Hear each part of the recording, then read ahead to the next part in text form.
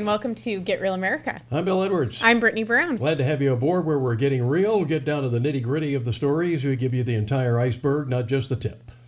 Yes, and sad news coming out of... This story gets stranger and stranger of Quentin Simon that has gotten national attention now, if not international attention, as the mom and grandmother were out partying last night. Running up a $300 bar tab and demanding the waiter give them his phone number. As a matter of fact, apparently the waiter did or something, because they've got a record of actually making a call, at least attempting to call his phone. So this is not normal behavior for someone that is grieving a 20-month-old child that has been missing for almost 2 weeks. When you're the prime suspect, and why she hasn't been arrested is beyond my comprehension, but Leilani Howell is the prime suspect in the Quentin Simon case. And her almost two, they keep saying this 1-year-old kid. No, he's almost 2. But this almost 2-year-old child has been missing for 2 weeks yesterday.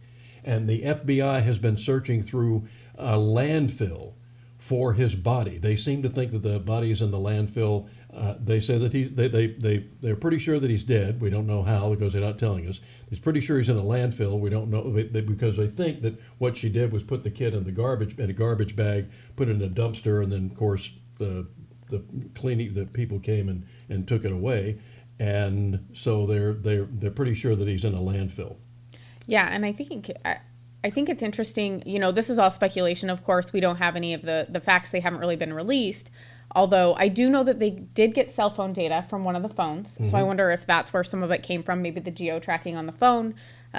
Also, did they catch them on a camera dumping something in a dumpster? And, you know, there's a lot of questions that need to be answered on this case that they have not gotten into. But, you know, the fact that they haven't arrested anyone and that they're out partying, I mean, and they don't live on Tybee, and they were at a hotel out there. So Protesters found out that people started calling into the Tybee police, among others, and started protesting in front of their motel. But they were at one of the most popular restaurants at Tybee, Stingrays, last night, running up over a $300 tab and drinking shots and flirting. And, you know, when you're a prime suspect in a murder case, especially a murder case of your own child, there's an old saying, Brittany, when you're walking on eggs, don't hop. Don't make a spectacle of yourself while almost in defiance of law enforcement. Well, I think the other thing that's interesting is, like, the mother is also partying with her 22-year-old child who has been known to have a drug problem, cocaine, you know, that type of thing. And that's also why she doesn't have... We're talking about the grandmother of the child in this case, and she was supposed to be the one that had custody of the kids. Yes, no. So the mother, the 22-year-old, has drug problems. Oh yeah. Her. Yeah. And the mother is out partying with her kid. I mean, did she know the whole time? Like, I think that this is just such a bizarre, like, I can't imagine if I had lost a 20-month-old. They think the kid's dead. I don't think my mother would be like, you know what, we should go to the bar. Like, I don't think that that's what my mother would do. And I don't think that you would be in a state of mind that you would want to go out partying, honestly. But you look at the case that happened probably 10 years ago, where the mother actually went on trial and was found not guilty, but she had put the little girl in the trunk of her car and left her in the woods in a garbage bag. I'm trying to think. I want to say it's not Casey Anthony. It's I'll think of it. But not familiar with that one. Of course, I'm familiar with the Susan Smith case from almost 30 years ago, where she drove her kids into the lake, and then tried to, and then said that they had been kidnapped. She'd been carjacked, and the kids were in the car and kidnapped, and she described this as she made up this black man, and several black guys were stopped in several different states because they fit the description. It wasn't profiling. They fit the description of what she gave them. Turns out she just fabricated the whole story, and of course pretty soon it fell apart pretty quickly. But this case with little Quentin is so sad that we have no body, and that we have the prime suspect, but she hasn't been charged or arrested yet. She's just the prime suspect. Why? Why? We won't know. Why hasn't there been an arrest, or at least that she's been arraigned or something and released on her own recognizance or whatever it is? Said, well, they don't think she's a flight risk. How do they know all this stuff? Well, apparently she's not. She's out on Tybee partying. It's very bizarre, and also, I mean, I don't understand why they haven't arrested her, especially when they have. It seems like they have enough evidence building against her, and maybe that's what they're waiting for, is just to find the body. We think to we have confirm half things. the FBI here. I mean, they've been down to, they've come from Quantico. These people who I love the people who specialize in going through trash. Now, how do you get that distinction? You know, when the fourth grade teacher's going around, Johnny, what do you want to do when you grow up? I want to be a specialist in going through and sifting through trash for forensic evidence. I don't know how that works. I'm not trying to make light of this, of course, but because this is awful. This is just awful. Well, do you know, do they know where a certain dumpster is dumped, or is there a way? They said, yeah, they said there's Okay. a specific, because they know basically where that, which dumpster was that the kid was in, if indeed he was, and so they know where that goes. So they know the specific landfill area. Okay. But you were still looking for a needle in a haystack. Oh, absolutely. I wonder, do they have the cadaver dogs out Oh, there? they got Yeah. they've got the whole bit. Quantico's here, so it's something. It's really bizarre. Yeah, you never think it can happen in Savannah, but it can, and it has, and hopefully, we will see more come of this case in the next coming days, and we'll have some news on Monday about, hopefully someone being arrested for this horrible, horrible thing that happened to this 20-month-old. Shout out to Brett Buffington of WSAV. They're on your side, for the investigative reporting he's been doing on this case, because he has been killing it. Yeah, I can't say the same for Savannah Now. This wasn't even on their front page, which is... Savannah Morning Page? Yeah. Yeah, there you go. Well, when you've got a deadline, first of all, you're owned by the USA Network, so that gives you an idea of how bad that is. They fired just about everybody, so there's only about 5 people, and their deadline for the paper for the next day, their motto, by the way, now is yesterday's news tomorrow, because their deadline is 2:00 press time. So you can imagine how much happens between 2:00 yesterday afternoon and usually deadlines. Usually they start printing at least the first edition at 10:00 at night. And then the morning edition comes about midnight or 1:00 in the morning, when the final edition that most of the time that hits the streets later, the one that you get on your front porch. Well, I have a feeling it's not going to get any better, because they're moving printing operations to Gainesville, Florida. So, I mean, can you really call it a local Are they going to bring paper? it in by Lear? Are they going to bring it in by Wells Fargo? What are they going to do it now? They say it's not going to affect the paper, the quality of the paper. No, there's not much more that can affect the paper. Well, can you call it a paper anymore when it's not even printed here? I mean, I don't know. No, and it's usually only 1 or 2 local stories, and the rest of the stuff is whatever the garbage is in USA Today. So, thanks, Savannah. Yeah.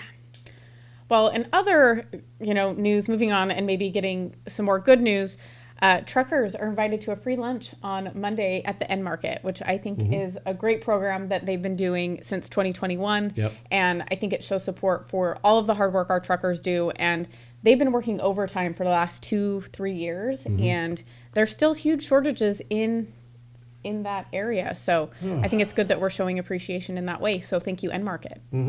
So we still have a lot of supply problems, and it's probably going to get worse. The interesting thing, Bill, is I have not seen anyone really change their habits. I don't think people even think it's going to impact them. Whatever's going to happen, we've had it really, really good in this country for a really long time. Thanks to the truckers. Yes. Well, so I don't. Well, and I don't really see, until there's literally no food on the shelves, I don't think people are going to understand the level of impact this will have on their everyday lives. And of course, it's not helping with the gas supply problem that we're experiencing, because we have these idiots in charge in Washington who worship at the shrine of the Green Church. Oh no, Bill, didn't you hear they're doing something really, really good? They are going to sell the oil at $90 a barrel from our supply, and then they're going to buy it at $70 a barrel. So really, we're making money. Isn't that like taking $10 out of your right pocket and putting $5 in your left pocket and somehow say you found $5 in your left pocket?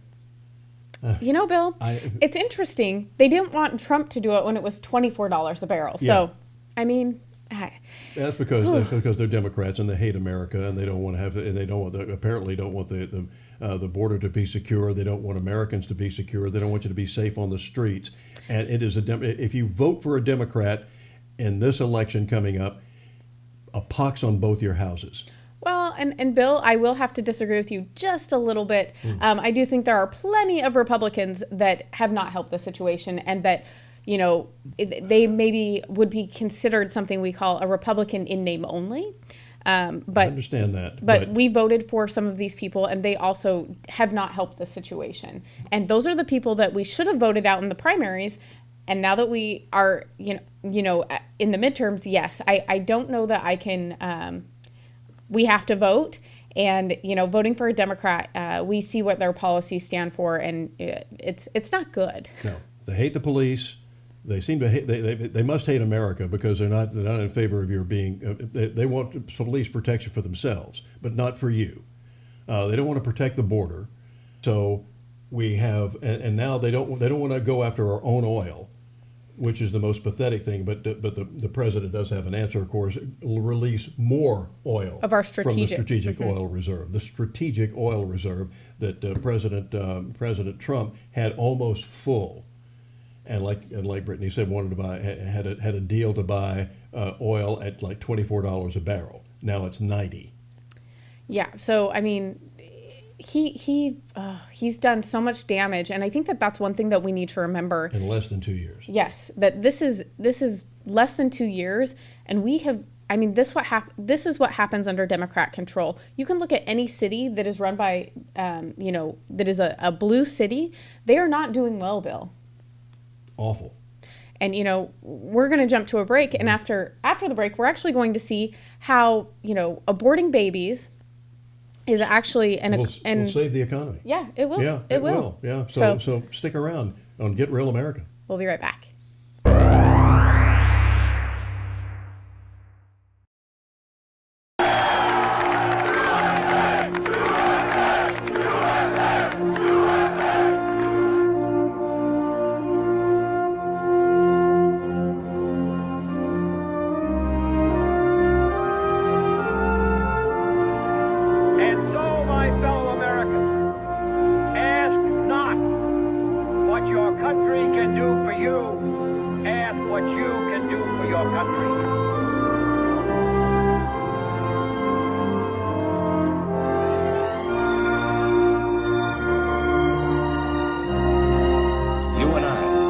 The courage to say to our enemies, there is a price we will not pay, there is a point beyond which they must not advance. Mr. Gorbachev, tear down this wall.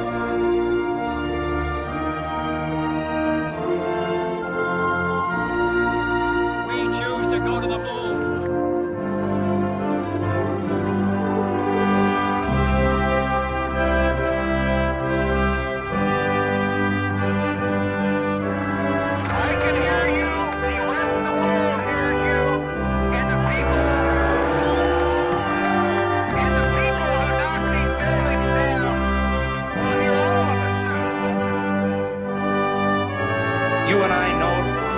Believe that life is so dear and peace so sweet as to be purchased at the price of chains and slavery. Today we deliver for the people of Florida yet again. You saved our jobs. And kept us going. They tried to shut us down, but you saved our business. $1,000 bonuses. You had our backs. And honored our service. You led by facts, not fear. And you let us decide. You let me go to school. You gave me a voice. You put us first. And didn't let them keep us apart. You let us learn. You let us compete. All of us You protected our right to worship together in person. And you raised our pay. You protected our waters. And kept Florida beautiful. When they attacked you, you didn't cave. You stood strong for Florida. Thank you. Thank you. Thank you, Governor. Gracias, Gobernador DeSantis. Thank you. Thank you. Thank you. Thank you, Governor DeSantis.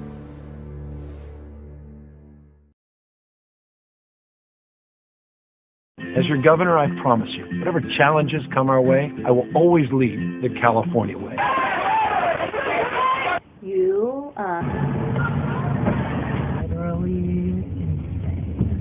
I say that's the California way. You guys are really awesome. Thank you so much.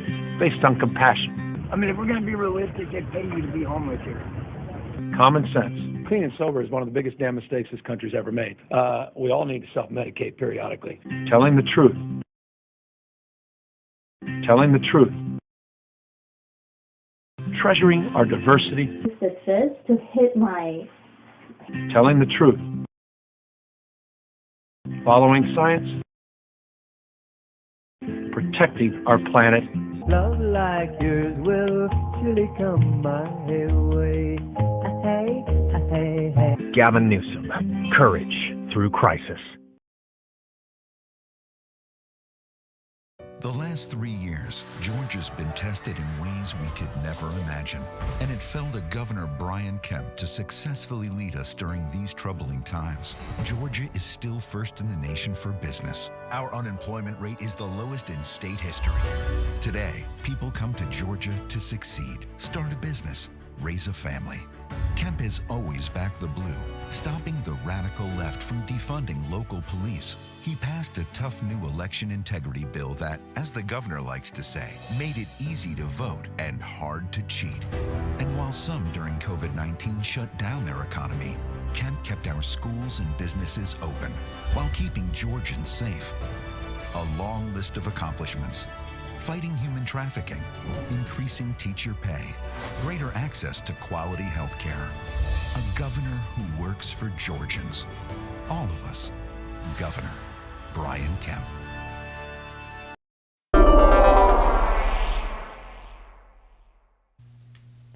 Good morning and welcome back to Get Real America. I'm Bill Edwards. I'm Brittany Brown. Glad to have you aboard on this Thursday as we get ready to go into the weekend. A lot of good stuff to go away. If you can't find something to do in Savannah and surrounding area, Charleston, then you're a pretty dull person.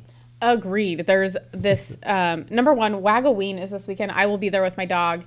It's $10 to go and dress up your dog. Also see everyone else's dog dressed up. Super fun. They are that is one of the most fun things to do is see people. The costumes that they have for their pets is just absolutely magnificent. So hopefully I'll have some video to show you guys on Monday, which will be really fun. And if you're not a dog person, we should talk. But if you're more of a cat person, they also have this Witches and Whiskers on Friday at the Pounce Cat Cafe. I will say that one's a little bit pricier at $60 a person. Aha. But it's all for a good cause. Absolutely. And, there's the Isle of Hope annual art and music festival, which I hear is fantastic. I have not been, but maybe I'll catch that as well after Wagoween.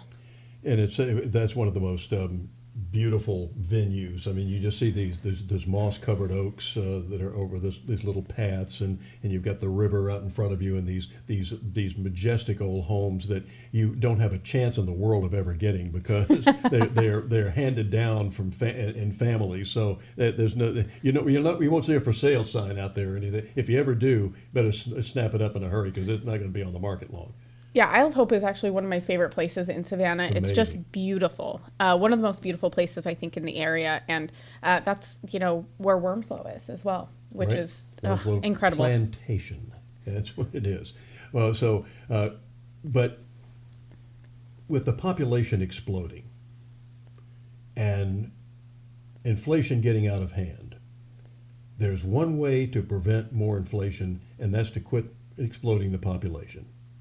Yeah, I think Governor Abrams, as we know her, since she definitely did not lose her election in 2018. Did you realize that we have the Guinness Book of World Records should have been here for that debate between Brian Kemp and Stacey Abrams?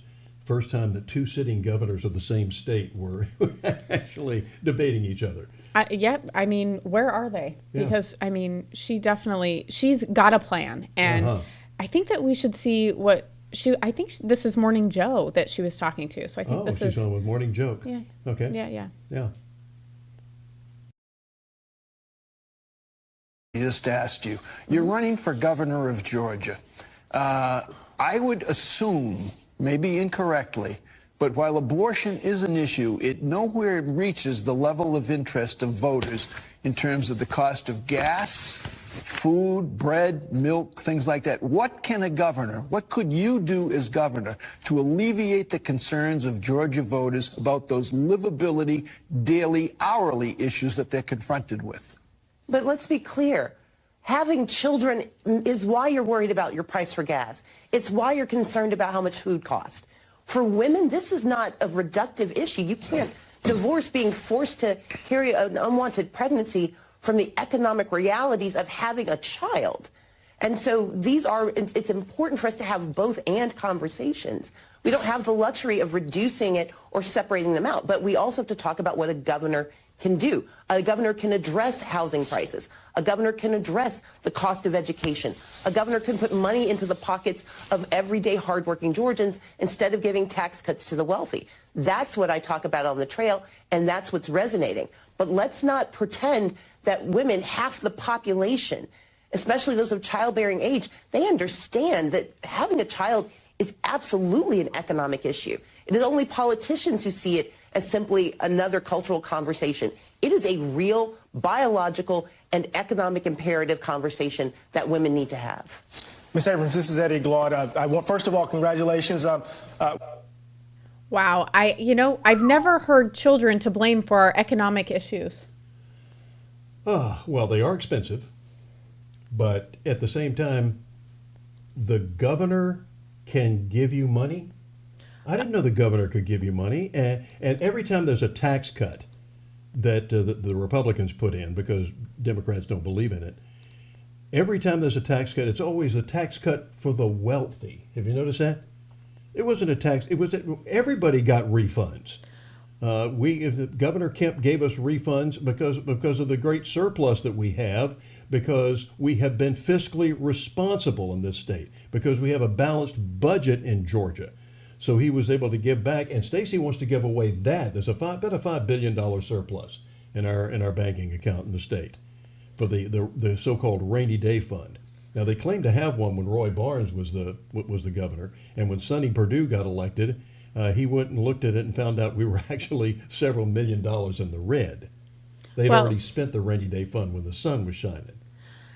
That's the thing, Bill, with, Stacey. She wants to spend, and, she doesn't understand. What else is new for Democrats? Right. So I think we have a clip of all the money she wants to spend, and she's accusing Kemp of not spending it. So. Yeah, here we go. In the state of Georgia, we have access to $3.5 billion in American currency that could be delivered tomorrow to save our hospitals and to save our lives. But our current governor has refused to accept those dollars. My intention is to do what's best for the state of Georgia every single day. Thank you. Shane Hazel, you get a 30-second rebuttal. Yeah. Working with the Federal Reserve, who's got us into the mess that we are in right now because of a centralized fiat currency, it will be absolutely worthless. They will be dangling carrots in front of the governor, in front of the executives, in front of the legislature to do exactly what their mandates are. If they are mandating that they take the property of people, then they will do it. If they want to invade your homes, your privacy, your businesses, they will do it because of CBDCs. Okay. Mr. Kemp, under your leadership, there is currently a 100-year gap between minority-owned businesses and majority-owned businesses. Although minorities comprise 48% of the population, they only generate 12.2% of the business revenue in the state. And under every analysis that we have seen, it will take 100 years to close that gap, given the current process that you have in place. You served 4 years in the Senate, 8 years as Secretary of State in charge of businesses. You served 4 years as governor. What are your concrete, specific, targeted plans to decrease and address the racial equity gap currently facing contracting and purchasing for minority-owned businesses? Governor Kemp? Well, I would remind Georgians that the first part of my plan was keeping our state open for business and allowing all business people and working Georgians to work when Stacey Abrams was criticizing me for doing that. Also pushing to get our kids back in the classroom when, again, Stacey Abrams was criticizing me for doing that. A lot of Georgians, including African Americans and other minorities, cannot go to work if their kids are not in the classroom. We have the lowest unemployment rate in the country for African Americans. We also were named we're in the top 10 of the states for black entrepreneurship in the state of Georgia. So our economy is incredible, and we will continue to work with all of those entrepreneurs in the days ahead and working class Georgians, because we are the ones that have been fighting for you when Miss Abrams was not. We were giving tax refunds. We were doing tax cuts. We were suspending the gas tax to help you deal with 40-year high inflation when she was criticizing us. Stacey. He had quite a list there, didn't he, Bill? Boy, sure did. And every one of them was absolutely spot on. Well, I think the thing with Stacey is she really tries to paint Brian Kemp as someone that doesn't care about his citizens, you know, especially the minority communities, where he, you know, when you care about your whole population, everyone is successful. It doesn't matter if you're black, white, purple, green, you know, you name it. It doesn't matter. When you care about your citizens, everyone does better. As Ronald Reagan said, you know, a rising tide lifts all boats. And that's exactly what under Donald Trump, there were more blacks working than ever before. There were more Hispanics working than ever before. There were more women working than ever before. And look what we have now. Yes, it's not. I don't think anyone could say that their life is better, except for the Uniparty. I think that they're doing very well. They bought their Pfizer stocks and they've been doing well. But the rest of us, I don't think that can say our life is better than it was 2 years ago. No, and when you have the faux president standing there with his latest ice cream press conference, was saying that, you know, that the economy is strong as hell. You know that he's up in the night. You know that he's not with it. Maybe he thinks this is, you know, during the Trump years. I don't know. I think the ideal ticket next time, if he decides to run for re-election, I don't think he will, but he and John Fetterman. Oh, geez. What a disaster. That would be the senility ticket. And we wish Lieutenant Governor Fetterman full recovery, but right now he is in sad shape.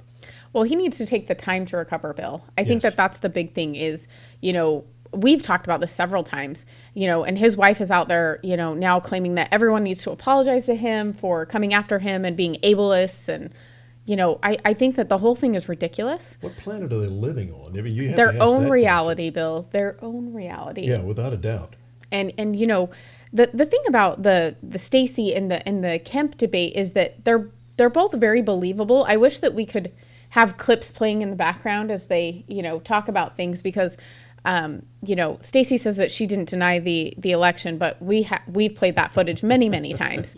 That she definitely did. She's an election denier. So welcome, Stacey. Thank you for joining us. Actually, you were the OG. She was the original. So, you know, it's amazing how she flip-flopped when it doesn't support her narrative. But it's unbelievable. And we're going to get to more unbelievability right after this.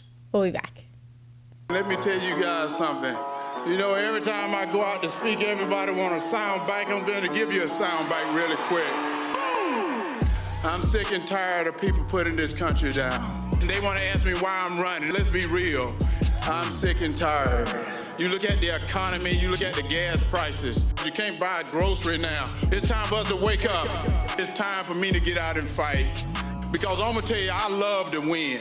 I said, put me in the game, coach. I'm ready to play. If you ever seen me play, I can play. Have you ever seen me fight, I can fight. No matter how hard they come, how hard I can fight. I'm sick and tired of this. Tell your friends to get out and vote. I'm not here to be a politician. I'm here to be a warrior. Protect this country, protect our citizens, and protect our kids. No weapon formed against me shall ever prosper. Boom! That's it, baby!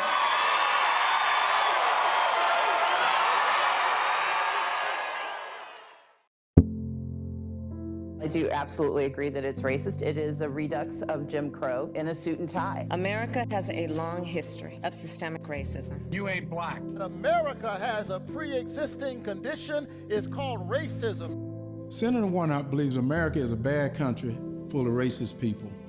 I believe we're a great country full of generous people. Warnock wants to divide us. I want to bring us together.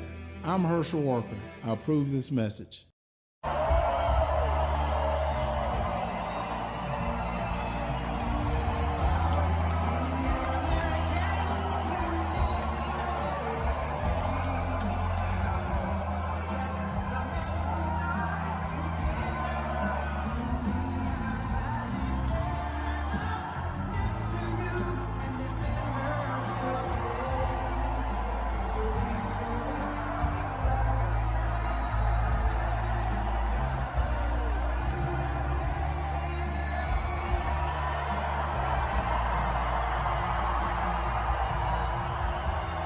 than anything else? You realize that? The point is, we ask so much of you, so much of you. I've not...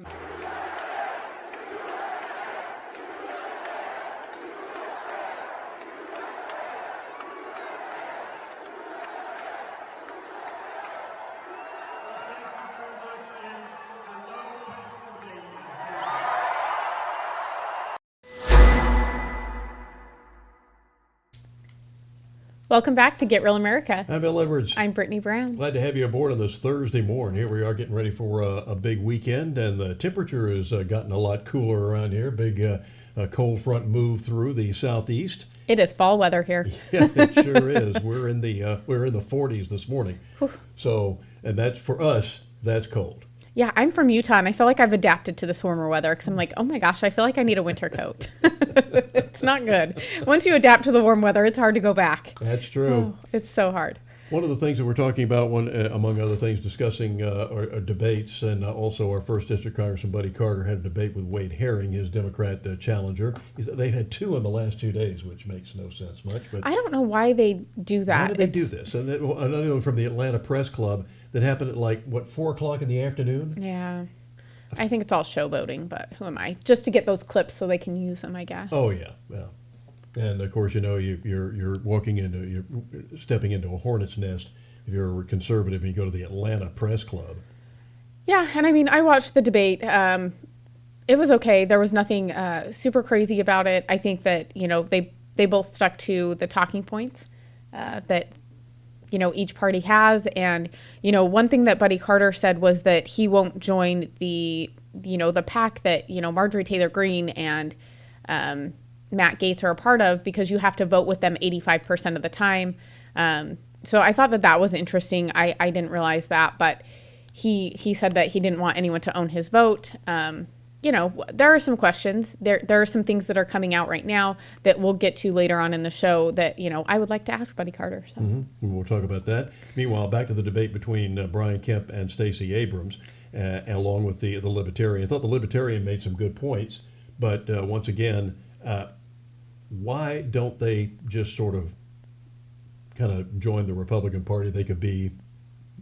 he actually ran as a Republican and didn't do well. So some sort of wing of the Republican Party, even further right or whatever they want to. Well, I think it's MAGA. I mean, I think that's where a lot of the libertarian type aspect is in MAGA. It is in that part of the party. Sure. So and I think that there are a lot of Republicans that they are conservative, but they also have some libertarian views on certain things. Mm-hmm. So I think that the thing that I love about the Republican Party that is also a downfall of ours is that there is a lot of different thoughts on different things. We're very diverse, so we don't just fall into lockstep like the Democrats do, which it's really benefited them because they get stuff done when they're in power. Mm-hmm. They made up their mind. They're going in a certain direction, and there's no stopping them. So there's that. Meanwhile. Let's take a look and see how things went with Brian Kemp and Stacey Abrams this time on the subject of. We have the subject of education, which I think is super important right now. Yeah. Well, look, we have been pushing for those things. You can talk to school superintendents around the state. We have worked with them really over the last year and a half, 2 years on learning loss. We've been working with our superintendents and other education groups. We passed 2 different pieces of legislation dealing with the teacher pipeline, which is getting more teachers into the system. Our plan is working with higher education, including our HBCUs and others, to make sure we're getting more of the right people and more of them in the classroom to help mentor our children. This is really just the next step in the process. We are funding K through 12 education in this state more than we ever have per pupil, ever. And that's coming off a recession during the middle of a global pandemic. This includes my promised teacher pay raise of $5,000 that we completed in my first full term, despite having to deal with 2 years of a global pandemic and a recession. So I think it's incredible what we've been doing, but make no mistake, we have more work to do, and I'm committed to doing that. Thank you. So the one thing that we didn't see there was Stacey Abrams and some of the things that she wanted. She wanted to give teachers an $11,000 raise. She also mentioned that he had lost, I think, 30% of the teachers during the pandemic, and she blamed him for that. And I don't think that was really fair. No, it's not. And because she said if you were the CEO of a company and lost 30% of your staff, you would be fired. And I just think that that's really, really unfair, especially because look at how many of the corporations have actually lost employees due to the vaccine mandates and also due to just figuring out that during 2020, work was not the most important thing, and they changed their lifestyle, maybe stayed home with their kids, or maybe they started to do their own thing on the side. So I think that there are a lot of things that happened. But, for teachers, a lot of them, maybe they didn't want to get vaccinated. Maybe they didn't agree with some of the things that, the labor unions were doing or whatever. But, and Brian Kemp, guess what? Not the only governor that a lot of teachers left. I mean, every state has a huge teacher shortage. So it's not just here. A huge shortage everywhere. Mm-hmm. For example, we went, I think I mentioned this, that we went to, we were breakfast on a Sunday. We go to breakfast right after church on Sunday morning and went to Cracker Barrel. Now, when you're at Cracker Barrel, you can expect to be on about a 40-minute wait if you're lucky. So you can talk to a lot of people. Yeah, we were on over an hour wait. Finally got in, and half the table, there were, usually when you walk into a place, if you've been like that, every table is full. Half the tables were empty because there were only 2 people in the kitchen, and there were, I think there were only 4 or 5 people on the wait staff. So everybody's looking. It's hard to pass a place now that doesn't have a help wanted sign in the window. Well, and I think that there's a lot of contributing factors to that. I mean, I don't want to get too deep into the vaccine stuff right now because we're going to jump into that later. But, did they get injured to the point where they can't work now? Mm-hmm. We're having people die unexpectedly. And we also have people that just want to live off the government.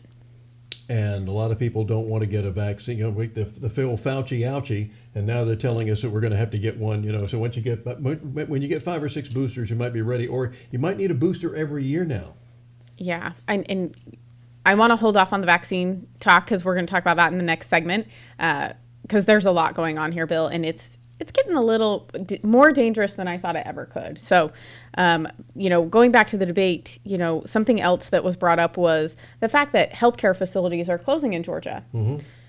Healthcare facilities are private entities. They are not part of the government, and Stacey Abrams wants to throw all this money to save them. That is not what we should be doing, Bill. No, I think that that's the thing that these people do not get. And it's our money. Why should we pay for these hospitals? The hospital systems they're not good, Bill. The quality of care that we're getting nowadays, it's not good. It is. Medicine is going to hell in a handbasket, and you can only if she wants to go search the real problem, because of course she doesn't want to do that or tell you the truth. You can go back to the Dalai Lama.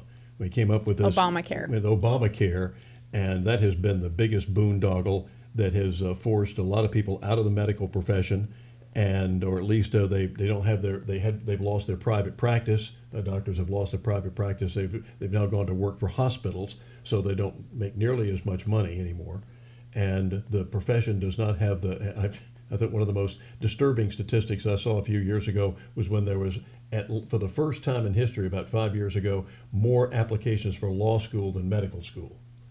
That's not a good trend. No, we need less lawyers in this country, if I'm being honest. And by the way, if you haven't heard about the situation at Camp Lejeune, you just arrived on the planet from another galaxy yesterday. Yes, less attorneys, please, Bill. The other thing I love about Kemp is that he has a record he can run on. It's not like if you live in Georgia, you know how good we have it. Mm-hmm. If you were anywhere else in the U.S. during the pandemic and then you came to Georgia, I mean, it was pretty good. Ron DeSantis gets a lot of credit, and God love him for he's America's governor. Let's be honest. But Georgia was the first state to reopen, and Brian took the brick bets for that. He was also the first governor that about 3 or 4 previous governors had promised the heartbeat bill. He was the one who got it done, and so he reopened. He kept this state open. And I remember our mayor here just giving him hell. Oh, he doesn't care about the health of Georgians. Well, look where we are now, and look what with the information that we found out about these vaccines that don't have the efficacy that they told us. That were 90% effective or something. Actually, they're 90% ineffective, if that much. Well, and I think, or if not more, rather. Yeah, and you know, the heartbeat bill. That's the other thing that bothers me is it came up both with Warnock as well as with, you know, in this debate with Stacey Abrams and Kemp. And there are so many misconceptions. They say that there is no exceptions, and that's not true. There are exceptions in this bill. Yes, there are. And you know, the heartbeat bill, I think it's a good, you know, compromise between, you know, abortion, because there's a lot of people that want an immediate ban on it, no exceptions, because they want to protect life. But at 6 weeks, there's a heartbeat, and, you know, that is life. I don't know how else to explain that to people, but, you know, I also think that people need to start having consequences for their actions, and I don't think it should be a punishment, but I think, you know, as women, we don't take accountability for the actions that we take, and I think that it's made us very frivolous in our personal lives. Bill? I think that one of the people that you need to get acquainted with is Abby Johnson, who was one of the top lieutenants in the Planned Parenthood, or as we love to refer to it here, Planned Infanticide movement. And because she was always told it's just an unviable tissue mass. It's, you know, babies have no feelings. It's no feelings. You know, you can just suck them right into the sink, and it's not a big deal. And then she actually saw one of the ultrasound abortions where you could actually see the fetus, and when the probe got in there, how it started moving around and trying to get out of the way, and just in a panic mode, and then dying. And that was all she needed. And brother, she has been a pariah for the Planned Parenthood movement ever since. Yeah, and I think women should have to watch those videos before and know what they're getting into, because it also causes a lot of emotional distress on women to have these abortions after the fact. So all the lies we've been told, Bill, all the lies. So when we get back, we're going to talk about more lies that the American people have been told, and also some scary stuff that the CDC is doing.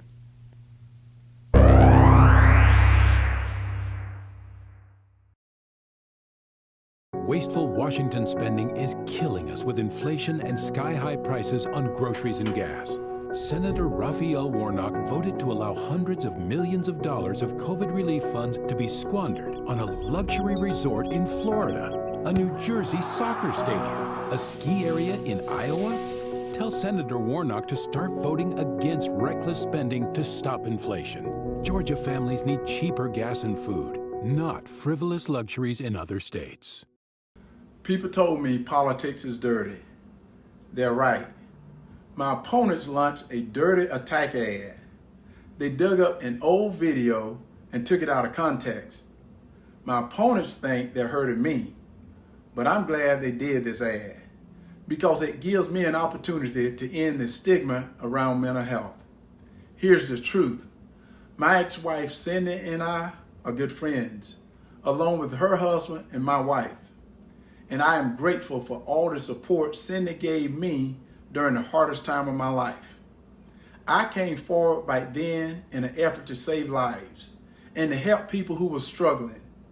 We need to end the stigma around mental health. Let me say this to anyone watching, all the veterans and people who are suffering. Your life has value. There is hope, and you're not alone. I would rather listen to a friend talk about his struggles than to go to their funeral. That's why I wrote my book about my life. But my opponents, they don't care about the truth. The fact is, Senator Warnock can't talk about his accomplishments. He's failed Georgia, so he and his friends will lie and deceive. We're going to fight back with the truth, but I need your help. I'm asking everyone to go to teamherschel.com and help me fight back with the truth. God bless. Hi, this is Herschel Walker. I want to endorse Bruce Thompson as our new labor commission because he's going to do the best job you've ever seen for the great state of Georgia. Listen, I'm standing here with the great Herschel Walker. We all know what's happened in our U.S. Senate. It's time for a change, and I 100% endorse Herschel Walker to represent Georgia and the United States as we take back our country for the people of Georgia and for the United States. God bless.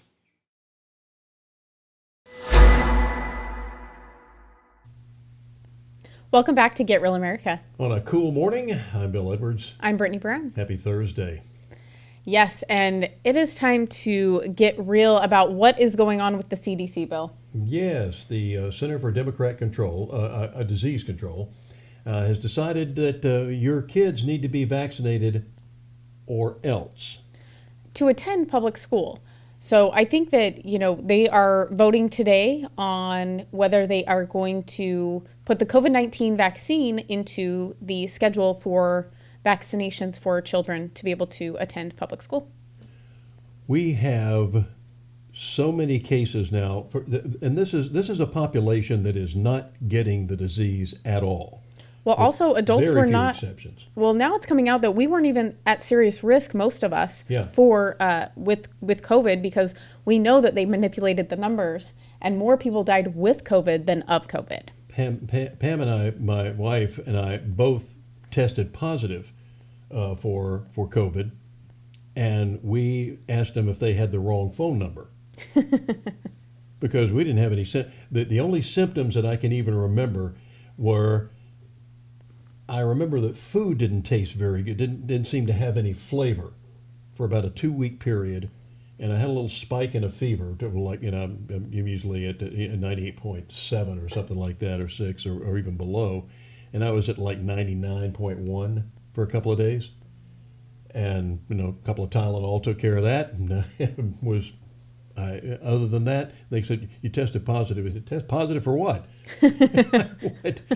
So, and I'm not downplaying the people who actually did get hit hard with this thing, because we had a 24-year-old sportscaster here at WTOC who was at death's door. I mean, she was in ICU for several weeks with coming down with this. But I think it was in association with other underlying conditions. Underlying conditions as well.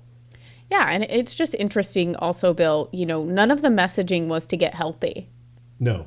And that's really, who it impacted the most were people that, had core morbidities, and also that, people that were overweight really were impacted more than the general population. But my wife and I take lots of vitamin C, D3, and zinc, which are 3 of the most prominent things that were, and if they'd given that to kids instead of vaccines, we wouldn't have had any problems at all, more than likely, or at least they would be minuscule compared to what we had. And now what are we seeing? We had a football player here, a freshman football player here at one of our private schools, who had a cardiac incident on the field, in the practice field, a week ago yesterday. And had it not been for the 2 trainers at the school, these are students also, who got the defibrillators out and got him, I think they had to shock him 3 times to get the heart back started. But when the first responders got there, said those 2 kids saved that young man's life. He went to ICU. He's doing better now. Not out of the woods yet, but at the same time, he's been vaccinated. And we see so many incidences of young, healthy kids who are getting these, or all of a sudden developing some sort of cardio problems, who have been vaccinated. Well, there was just a singer also that just, mom dropped him off at school. He was performing. He was pronounced dead at the hospital. I mean, just that quick. I mean, he's 16. Mm-hmm. I mean, we're seeing this stuff, and it's not an accident. I mean, the correlation is quite clear. No one is obviously talking about this. We've heard of ER nurses, saying that they won't allow them to report it to VAERS, and that's a huge issue, Bill. And I want to take a look at this clip of everyone voting to add this to the agenda today to vote on at the CDC. Mm-hmm. Let's take a look at that now. I'm going to check to make sure folks can hear me. I'm going to actually move to Ms. McNally. McNally, no conflict, yes. Thank you. Dr. Bell? Bell, no conflict, yes.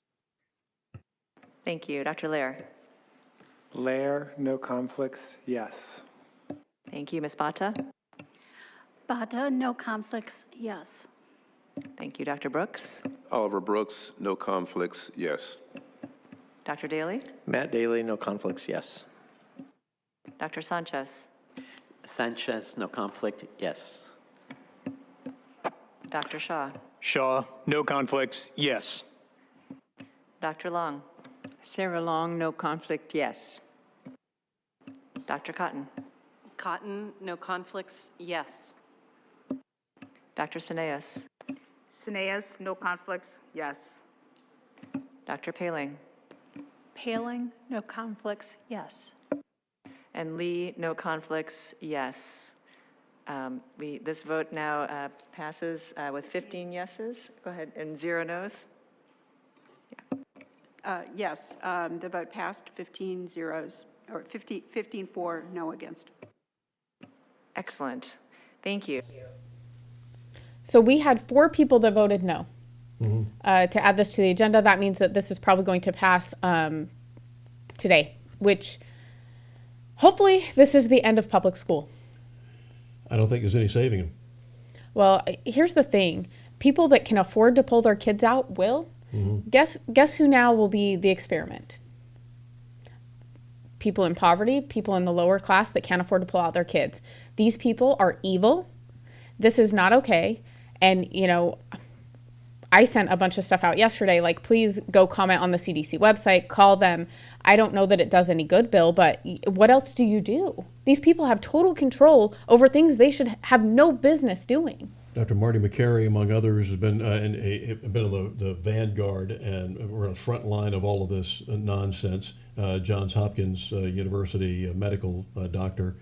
And also there was a doctor, I think, in England who was just outraged by something like this because they're considering the same thing there as well. It just unbelievable how bad this is and how evil these people are.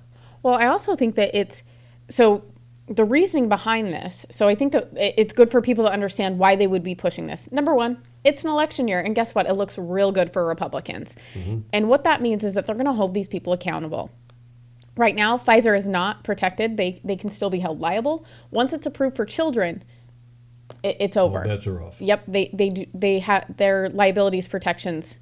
They're put on the parents. So if you get your kid vaccinated, your problem. You get to pay for all the harms they've caused to your kid. So that's the first thing. The second thing is that we stopped paying for the vaccines. The government did. So what this also does is line more people's pockets, because once it's approved on the vaccination schedule for children going to public school, the government then starts purchasing these vaccines again. So which means you.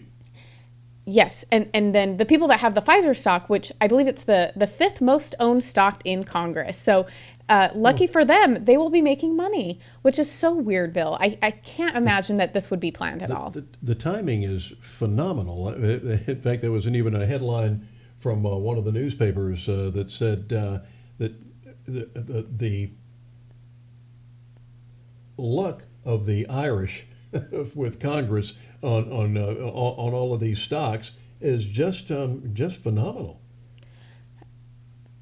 It's amazing. And you know, something else that I find interesting, Bill, while we're on the topic of people just doing what they're told, there was a guy. Let's just show the video. All right, let's take a look. This is a lint roller, Bill. He literally is lint rolling people before they go into this building, and people are just allowing him to do it. They're not even asking questions. Look at this.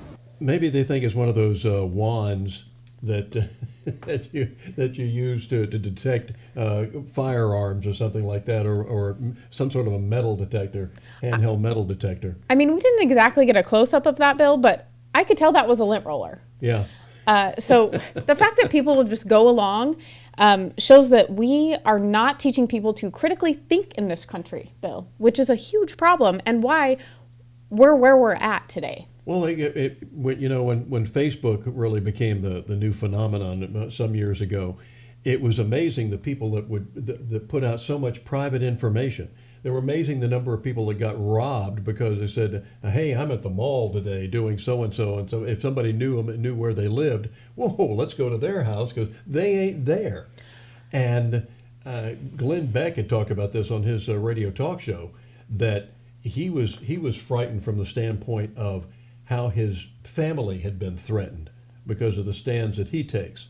As the old Arab proverb goes, "He who tells the truth should keep one foot in the stirrup," or as the Spanish proverb, "Tell the truth and leave quickly." But he's had his family threatened, and he actually saw something. Somebody sent him a note, said, "Oh, we saw you were at such and such a mall or doing shopping." He said, "How'd you know that?" Said, "Somebody saw you there, took the picture and put it on Facebook." I mean, it's kind of creepy, Bill, the way that they can, number one, they're tracking us more than ever. Number two, you know, I will tell you that there are so many people, especially in my age group, that use Facebook as a diary. And I'm like, please don't. Let's bring back shame and stuff and maybe like have some pride in this country. I mean, that's how I was raised. Like you don't air your dirty laundry, or, I mean, people are just, they love attention, Bill. They like the likes, they like the pity. Oh, what's wrong? People put those cryptic messages like, "Oh, I'm having such a bad day." I remember Bill Murray was asked one time, said, "What do you tell the people that always want to be, they want to be rich and famous?" Like he said, "Well, try rich first and see how that works for you." Yeah, I don't think being famous would be fun, Bill. Don't worry the famous part. In fact, that is that's a theme of Bill O'Reilly's new bestseller, Killing the Legends, about how dangerous popularity really is, superstardom really is, of people who are targeted on a daily basis, whether it's Taylor Swift or whether it's or Kanye West or what is he now? Yay, yippee doo, whatever it is. Yeah, I'm excited to see what happens for him because he just called out Soros. I don't know if you saw that, but whew, that should get interesting. He good on him. Well, about time somebody did. Well, and now they're accusing him of being anti-Semitic, and I know that we have to wrap here, but one of the things that I just want to say really quick is that, the reason he said stuff about the Jewish media is because of how many executives are actually in charge of the media here. So that's what he was referring to. He wasn't being disrespectful. So I just kind of wanted to put that out there because I think that that's a lot of misinformation that's been put out about him. But he did directly call out Soros and say, "Call me directly. Don't send your people for me." Exactly. So we'll see what happens, and I'm sure there'll be a lot more to go over next week, Bill. Oh, yeah. Making fun of liberals, there's never a lack of things to talk about. We'll see you again next week here on Get Real America. Check us out on YouTube, Vimeo, GRA News Media, also on Spotify and Apple or wherever you get your podcasts. We'll see you guys next week. Tomorrow.